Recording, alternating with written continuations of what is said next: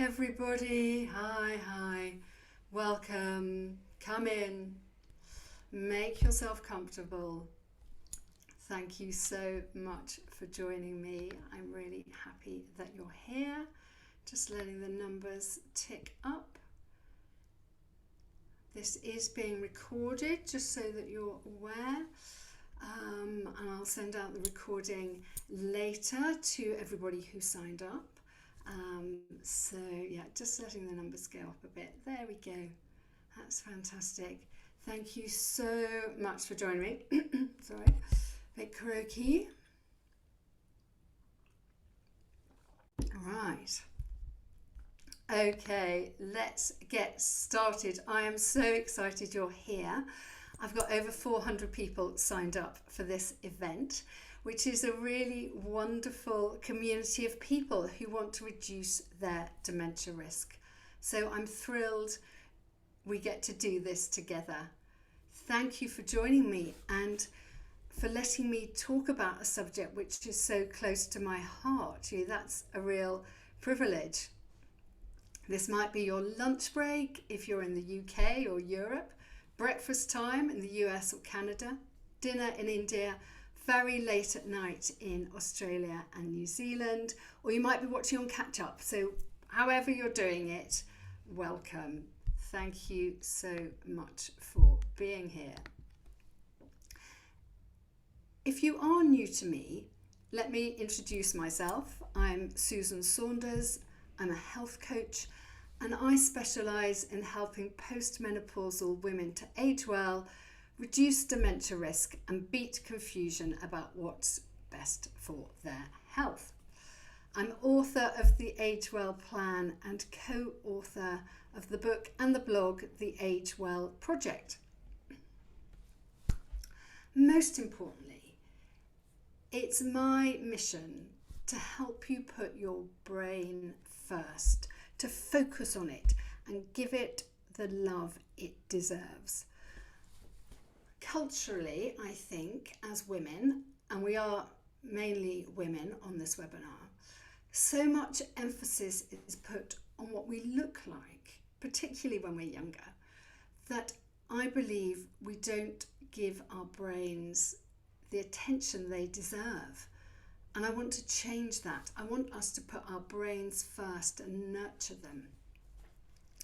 So today I'm bringing you the latest research into reducing dementia risk and Alzheimer's and what the scientists are saying about how we can look after our brains.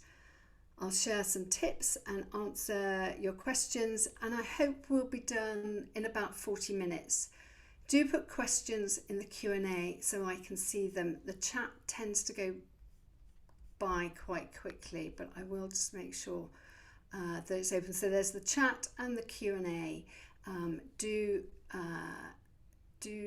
put your questions in the Q&A if you can see that. If you can't, use the chat and I'll try and catch up with that. If you're at a desk right now, I'd like to invite you to do one thing that will help keep you on track with putting your brain first, a way that I can kind of support and coach you through this medium of webinar.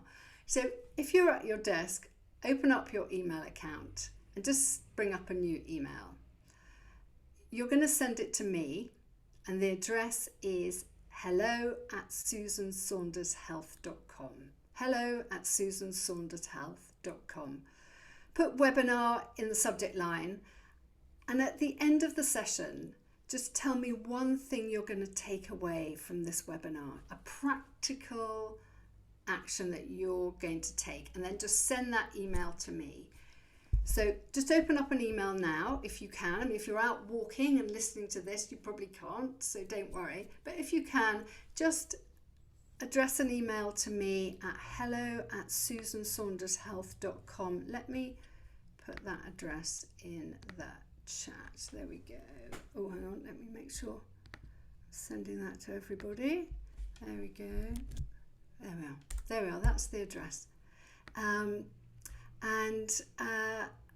Then just put webinar in the subject line and just as we're going through today, as I'm talking about some of the research and some tips, just try and focus on what might work for you. One thing that you could do after this session.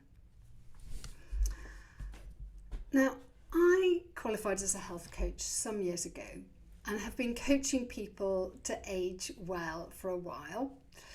And then last year, I took the opportunity to get a further coaching qualification with an American neuroscientist called Dr. Dale Bredesen. He's the author of The End of Alzheimer's and The End of Alzheimer's Program. You might have heard of those books, and I do talk about them quite a lot. I've been following his work for several years and was really excited to get the chance to train with him and his team. It was really tough, the training, I have to say, but it was worth it for me because it felt like the successful end of a long journey, which started with my mum's dementia diagnosis nearly 20 years ago now.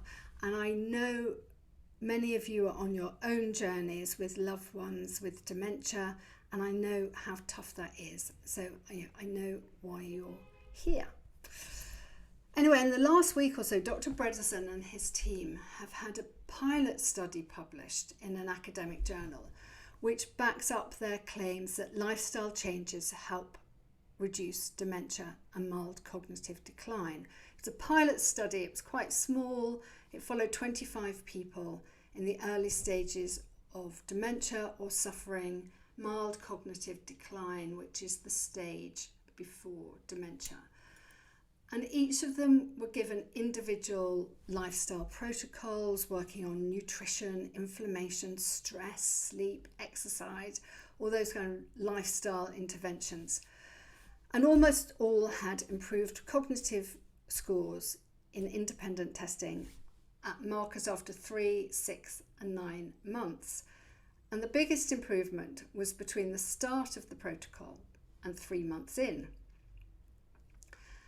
In the past, Dr. Bredesen and his team have published hundreds of individual stories of improvement, but this is the first specific clinical paper on this.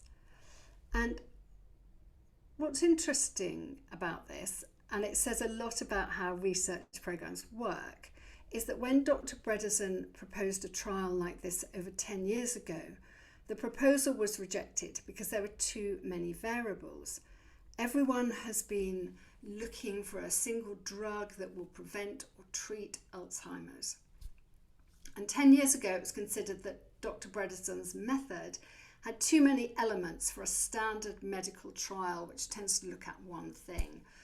But things have moved on in the last 10 years, and he has been able to do this pilot study, and there's a larger trial starting later this summer, which is great news because I'm all about lifestyle, and there have been so many research papers in the past that show the impact of lifestyle factors on dementia risk. And it's so vital that we take this on board because there is no cure coming anytime soon. Dr. Bredesen talks about Alzheimer's as being like having a roof with 36 holes in it. And if you only patch one hole, you still get wet when it rains. So we need to look at all aspects of lifestyle if we want to reduce our risk of dementia, not just focus on one thing, not just focus on eating blueberries or doing weights or something, but looking holistically at the best possible lifestyle to keep our cognition sharp.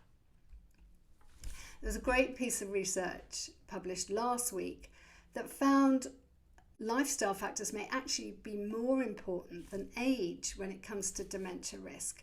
It's often said that age is the number one risk factor for dementia, but actually it turns out there may be more variables, because it may be that having an unhealthy lifestyle is more important than age, which I think is really empowering, because that means we can do something about it. So, what are the key things we need to be focusing on? couple of really simple but super important lifestyle protocols which have come out of papers published in the last couple of weeks, all things we can all address and which will have an impact on our brains. Looking after our teeth and getting a flu jab. Really simple. Both of these are related to our immune system and how that interacts with our dementia risk, specifically Alzheimer's, in the case of this research. Now, we've known for a while that bacteria associated with gum disease can be found in the Alzheimer's brain. And now new research has found a correlation between the progression of gum disease and the progression of Alzheimer's. And when we talk about gum disease, what we're talking about is build-up of tartar, hard plaque on our teeth and gums, and that can cause a bacterial infection in the soft tissues of our mouth. And this in turn creates inflammation. And that happens when the immune system is trying to repel an invader. And Alzheimer's is a disease of inflammation. So it makes sense that having increased inflammation in the body is going to impact the brain generally. And more specifically, the bacteria actually associated with the gum disease seems to migrate across the blood-brain barrier, not far, and kind of sets up shop in our brains and starts pumping out inflammation right there. Now, it's not as simple as me saying to you, brush your teeth to avoid Alzheimer's, but it's a good place to start, and don't miss those hygienist appointments. I know I am behind with one and I need to book it. So if you are thinking I need to book a hygienist appointment, that might be your action that you're going to take away from today, to make sure your teeth are absolutely squeaky clean. In the case of gum disease, the immune system fires off to fight off that bacterial infection that's causing the inflammation. But it may be that the immune system can be harnessed to help support the brain. And new research has shown that getting the flu vaccine may reduce Alzheimer's risk by up to 40%. Which is a very simple protocol. The study looked at people over 65, half of whom had had at least one flu vaccine. They were followed for 4, 6 and 8 years. They found that those who'd had at least one flu jab were 40% less likely to develop Alzheimer's over that time period. I mean, obviously that's not very long, and it doesn't tell us what the risks were 15 or 20 years later. But when they looked at people who'd had the flu vaccine every year for 6 years, they found they had the lowest risk of all. Now you might be thinking, as I did, well, people who bother to have the flu jab probably look after themselves better. But the researchers adjusted for that. I have to say, I have never had a flu jab. Have you? Did it work for the flu? How did you feel? Let me know, pop it in the chat. But I think that's quite an easy one. And I've noticed actually, this is obviously in the UK, that Boots are already offering flu jabs now. I think they're trying to get ahead before the kind of rush in the autumn, and because I think we will be heavily encouraged to get flu jabs to bring down the risk of people getting COVID and flu at the same time. So it's a good thing to think about getting done quite now. Another really simple lifestyle protocol I want to share with you, which I think is really wonderful because it costs nothing and it only takes 10 minutes a day. And researchers at University College London have found a link between preserving cognition and self self-reflection. And what they mean by self-reflection is just a really simple practice of evaluating our thoughts, our feelings, our perceptions about ourselves and our world for about 10-15 minutes a day. And it seems that people who are able to do this have better memory, better concentration. And the research team aren't exactly sure why, but it seems to be linked to building healthy thought patterns and lowering stress, which makes sense, doesn't it? And self-reflection is about stepping back from negative thought patterns and trying to work out why we feel the way we do, trying to problem solve, perhaps giving ourselves a bit of space to do that. It can also be about what's working well in our lives, what we feel positive about.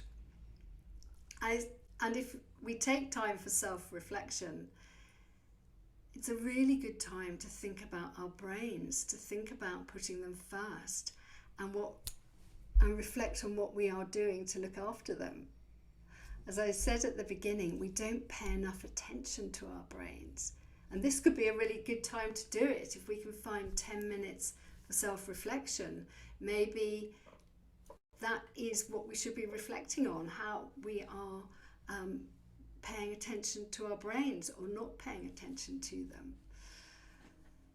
And if we can combine that 10 minutes of self-reflection with a walk outside in the morning to get some daylight, which kickstarts our circadian rhythms and helps us sleep better at night. And if we're walking, then we're starting the day with movement. And we're combining all those things. We're winning at life. Really, aren't we? So many behaviours that reduce dementia risk all in one go.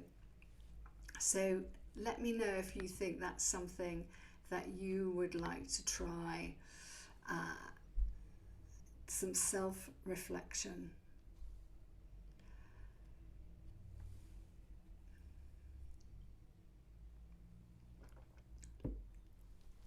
Let's talk about nutrition for reducing dementia risk. There's always so much new research in this area, but it often builds on the same issues, same subjects to focus on. So this is a bit of a reminder of some foods to stay on track with. When I coach my clients to reduce their dementia risk, nutrition is always where we start because it's so fundamental. And while the basics are quite simple, they're not always easy to work into our lives. So we need reminders to stay on track.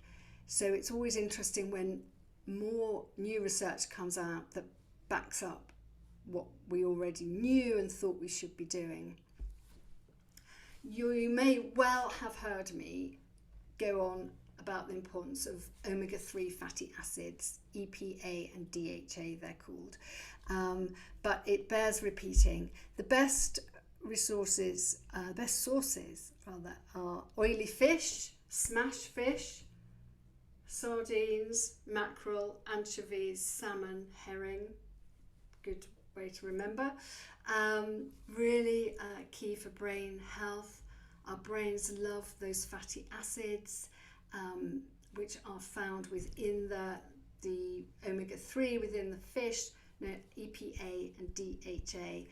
And new research illustrates just how powerful that link is. People with the highest levels of DHA in particular are almost 50% less likely to develop Alzheimer's than those with the lowest levels. So, yeah, that's a lot, right? What was really fascinating for me in this particular research paper is that they also looked at people who carry the ApoE4 gene, as I do, and they found that people like me, carriers of this gene, benefited in particular from having plenty of DHA in our diets. Now, 20 to 25% of us carry this gene. which is linked to increased risk of Alzheimer's. It's not a diagnosis, it's just a link. I had genetic testing, which is not something to be taken lightly. I've actually never come across anybody else who has done it and knows that they carry the ApoE4 gene, other than in forums that I belong to for people in this situation. But you may know that you do. But going back to DHA, it's quite difficult to know what the right amount to take is off the back of this research, because it looked at levels in the blood. So obviously that's different for everybody. I take 3 fish oil capsules each day, which gives me nearly a gram of DHA, which is what Dr. Bredesen suggests. And I eat oily fish, those smash fish, 2 or 3 times a week. And a portion of salmon gives about a gram of DHA as well, a sort of a daily, like a daily dose from a portion of salmon. And just while we're talking about nutrition, in case you needed another reason to eat green leafy veg, a new study shows that being deficient in vitamin B9, which is probably better known as folate or folic acid when it's in its synthetic form in supplements, being deficient in this has an increased risk of dementia. It's found in green leafy veg, in beans, wheat, shellfish, liver, and whole grains as well. It's a nutrient that those of us who've had kids were encouraged to take during pregnancy, but it's not just for pregnancy. But it is perfect. But we don't have to take it as a supplement. There's a lot of it available, particularly in green vegetables. One other thing, again, I talk about a lot, and we've written a lot about on the Age Well project, but new research really backs this up, is getting enough vitamin D. A new paper from Australia has linked vitamin D deficiency to increased risk of dementia and stroke. There are so many links between brain health and cardiovascular health. What's good for the brain is good for the heart and cardiovascular system. But this research also associated vitamin D with lower brain volume, something we absolutely do not want. We want our brains to be as dense with neurons as they can be. And there's a lot of research in recent years linking or correlating vitamin D levels with dementia risk. But what was interesting about this research was that they actually looked at brain scans so they could see brain volume, the density of the brain, as well as looking at vitamin D levels. So they looked at the brain and saw less density of neurons in people with lower vitamin D levels. And I try and get the sun on my skin in the mornings. It's summer here. I don't want sunburn, but I would like my skin to be able to generate vitamin D. I do take a supplement as well, but I like to be able to get a bit of sun on my skin, because our bodies are designed, or our skin is designed to synthesize vitamin D. Let me just look at the Q&A.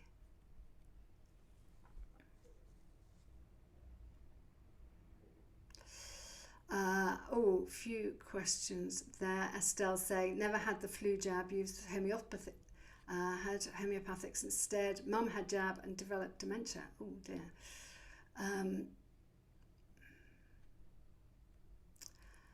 Someone else is saying, people infected with COVID-19 forgot many things, and the disease damaged brain cells.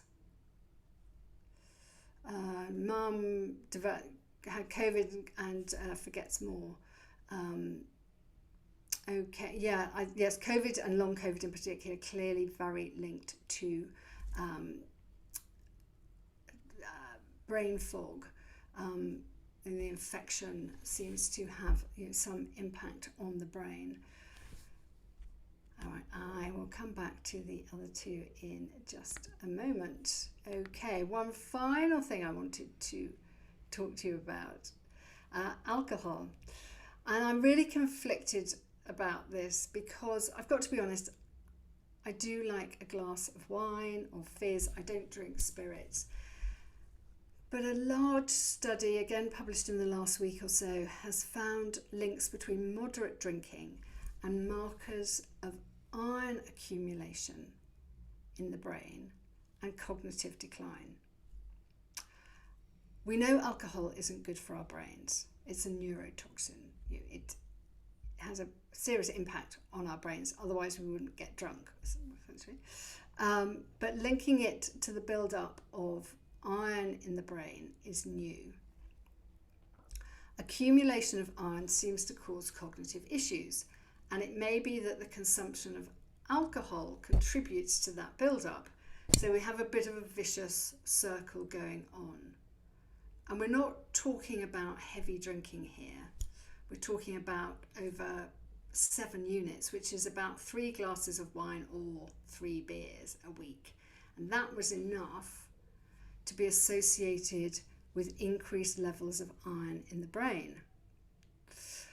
Now, this study was looking at associations, and there's a really long way to go to prove that alcohol can cause iron buildup in the brain, and that's how alcohol causes cognitive decline. But it is worth thinking about. Perhaps let me know in the chat what you think. Is alcohol still part of your life? Is it something that you've given up? I would be really interested to know that. Right, I will go back to the questions now, and I've been sent a question in advance that I want to answer, but please keep looking after your big, beautiful brain. Email me, tell me what you're going to focus on in the days and week ahead. It might just be keeping your brain front of mind. It might be the self-reflection. It might be looking after your teeth or getting a flu jab. Just pop it into a very quick email for me and send it to hello@susansaundershealth.com. Writing things down makes them more likely to happen. That is a fact, that is a scientific fact, and I'll respond with a tip or encouragement to keep you on track. And if you'd like to know more about my one-to-one coaching program and how that can help you reduce dementia risk, just add the word interested to the subject line, that's all, and I'll send you a really simple 1-page document that gives you a bit more info. That email address again, hello@susansaundershealth.com. Right, let me look at the Q&A. Can I send a summary of the main points? Oh, yes, I can, Michelle, and I can send you just the links to the research papers which I am referring to if you would like to geek out on those. I love geeking out on the research. That was how the whole Age Well project started for Annabelle and I, but I can happily send you a summary. Would other people like a summary of my main points? Let me know. Rebecca's saying, which fish oil supplements do you take? Oh, I meant to bring that. They're in the fridge because it's so hot. I meant to bring them up to show you. To be honest, I just bought them off Amazon. I try and find British-based companies. I try and find ones with the kind of purest fish oil, and I take it's kind of 3 capsules a day to get a gram of DHA each day, and I couldn't tell you the actual brand. I tend to kind of switch around a bit. Karen's saying, got the flu jab and got really sick and not keen to get another dose. Yeah, that's absolutely understandable. Whereas Jo saying she had the flu jab and COVID jab at the same time last year. All good.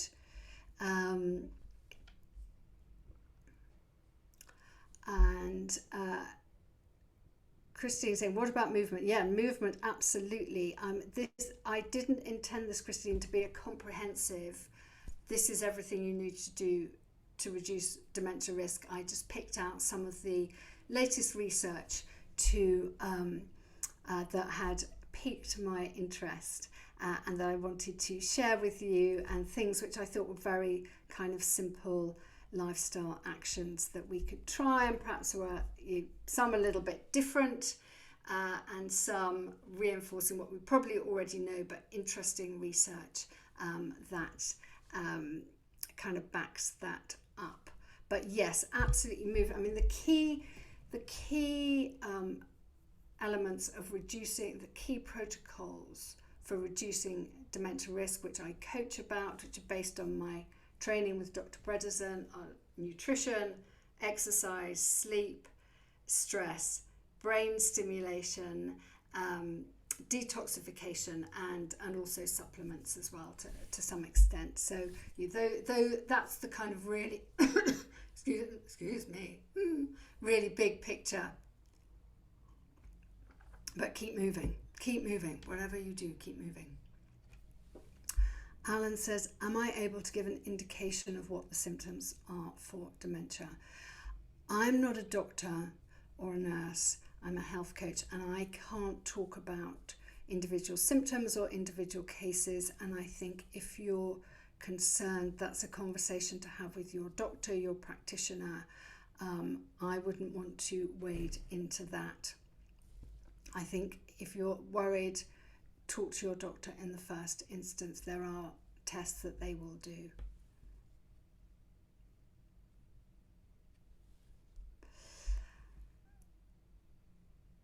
Pippa is saying, I can't get the chat to work. Oh no, sorry. But I've reduced my alcohol intake to the odd glass of red wine over a month, following an anti-inflammation regime for 2 years, and all good. Arthritis and menopause symptoms virtually good. Your book is such a support we refer to it often. Oh, thank you. Adore your tempeh stir fry recipe too. Oh, thank you so much. Yeah, tempeh, absolutely love, and it's the most extraordinary food. If you don't know it, try and track some down. It's like tofu's kind of hippie big sister. It's Indonesian, and it's made from fermented soybeans, which are then kind of packed together in a cake, and you can chop it up, marinate it. It doesn't taste amazing, tastes a bit cardboardy, to be honest, if you don't add flavour to it. But if you add some stir fry ingredients to it, then garlic and ginger and things, it soaks up the flavour, and it's absolutely delicious. And because it's fermented, it's really good for our gut health, and it's really good, which is really important for aging well and reducing dementia risk. There's this information superhighway between our gut and our brain, which is so fascinating. And good gut health is really important for that. So the fermentation and the fibre from the soybeans are really great. So tempeh, yeah. Estelle, is there any relationship between brain fog and dementia? Again, this is quite a medical question, and it really depends. People get brain fog for so many different reasons. It could be stress, it could be long COVID, it could be menopause, it could be a medication that you're taking. So that doesn't mean that you've got dementia. I think if you're concerned about dementia or concerned about how your brain is working, please have a conversation with your doctor. Karen saying, in Australia we're doing dry January and feel good, fantastic. Drinking moderately is very much part of our lifestyle there, and I do miss it. Well, it'll be really interesting to see how you feel when you get to the 1st of August, Karen. Perhaps let me know in an email how you feel when you get there, and whether you feel that you want to continue or whether you're going to change how you consume alcohol. A couple of questions from Chris. Hi Chris. And Ruth. Don't eat Fish, yes. Vegan omega-3 options. Marine algae. Algae is essentially what the fish eat.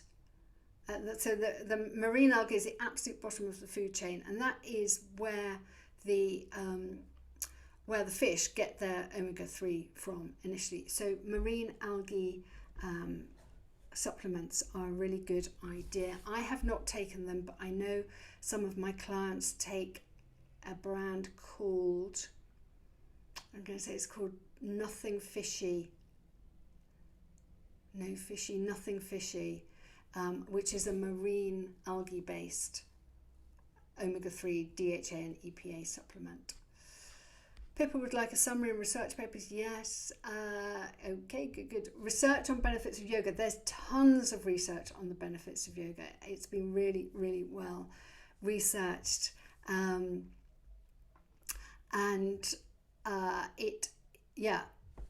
It's really great. And it's about what really works is that mind-body connection, that it's the way that we bring the two together, that it is an exercise, a form of exercise that really works our brain, and it puts our brain front of mind as well and works on that connection. So yeah, it's really, really good.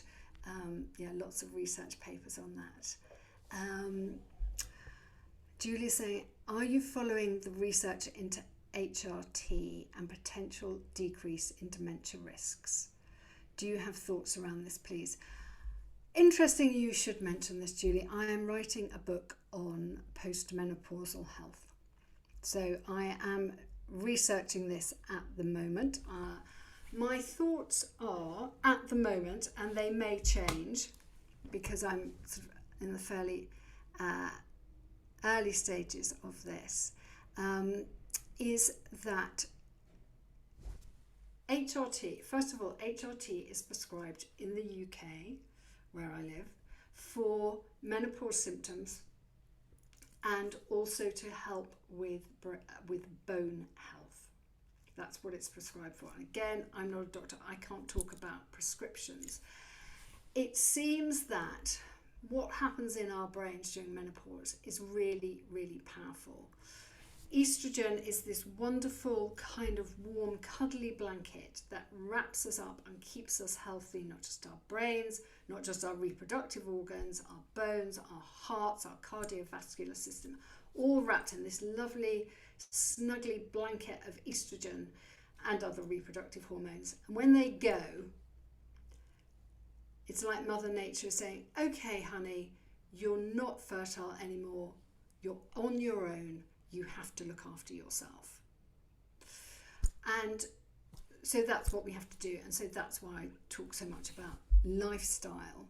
And I think the research into HRT and decrease in dementia risk is really interesting. I think what is critical, and there is not enough research on, is when we start to take HRT. I think that's the really key thing here. I think possibly at the age of 70, I think at the age of 70 there is not a lot of point taking. So I'm going to take HRT to reduce my risk of dementia. That's not what it's for. It's not what it's designed for. And our estrogen receptors in our brains and elsewhere in our bodies shut down fairly quickly when the estrogen stops, when it sort of runs out, declines.